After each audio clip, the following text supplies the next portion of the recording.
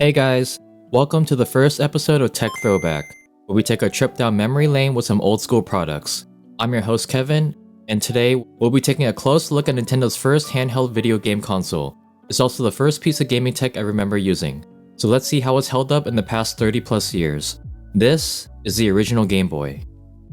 So the Game Boy was first released in Japan on April 21st, 1989, and in the US about 3 months later on July 31st.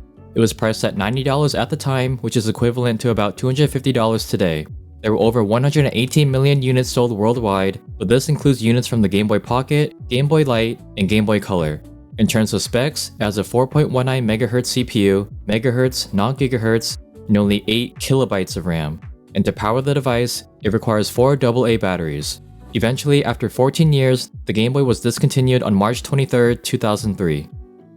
Okay, let's start off with the design. It's a little dirty, but it still looks pretty good considering it's over 30 years old. The whole Game Boy is made out of plastic and is 5.8 inches tall, 3.5 inches wide, and 1.3 inches thick. And it weighs 336 grams including the batteries and game cartridge. It's also starting to yellow a bit due to the bromine in the plastic, which makes it fire deterrent. In one of MKBHD's RetroTech episodes, this survived after being burned by a flamethrower. The overall design and even the Nintendo Game Boy text is still in great shape. Just the plastic screen cover is a little scratched, and the battery cover on the back doesn't stay put. The little plastic part to remove it snapped off. Other than that, everything works fine. This is my original Game Boy, so it brings back a lot of great childhood memories. Alright, the screen is a 2.6-inch STN LCD display with a resolution of 160 by 144. That's tiny compared to the Nintendo Switch's 7-inch 720p OLED screen. There's no color, only 4 shades of gray, basically green to very dark green. You can adjust the contrast by using this wheel, which I'll talk about soon. There was no backlight back then, so you won't be able to play in the dark without any accessories. The bottom half of the Game Boy has only 4 buttons: A, B, Start, Select, and a directional D-pad. No analog sticks, X, Y, or shoulder buttons. All of the buttons on mine are still functioning perfectly, and they work great for those old school games. On the left side of the console, we have the contrast wheel. Turning it all the way up will decrease the contrast, and turning it down will increase it. On the right side, there's a volume wheel, up to increase the volume, and down to decrease.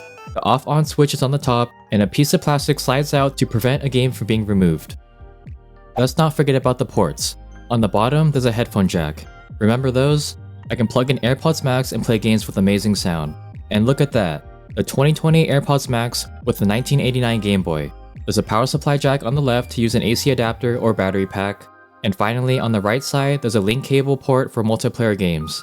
You needed to be physically next to someone to play together. Those were the days.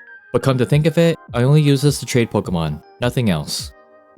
In terms of battery life, the Game Boy can last anywhere from 10 to 30 hours on 4 AA batteries. Personally, I don't game for more than 1 hour in one sitting, so this can probably last me 2 weeks before I need to replace them. And with the AC power adapter or battery pack, you can always enjoy your favorite games without batteries. And when it comes to the games, there are thousands to choose from, but there were only 6 titles released alongside the Game Boy: Alleyway, Baseball, Super Mario Land, Tennis, Tetris, and Yakuman. I normally play Tetris, Pokemon, Kirby, and Alleyway, but these are the only games I can find. So each game comes in these gray cartridges with plastic covers. You just push a little piece on the bottom and remove the game. With the artwork facing out, slide the game right in the Game Boy and power it on. Did anyone else blow on the game before sliding it in? The Game Boy was a great video game console for its time, and I'm quite impressed that it still works after all of these years. It's more of a collector's item though, since there are emulators you can download to play those classic games. Let me know if you use the original Game Boy in the comments down below.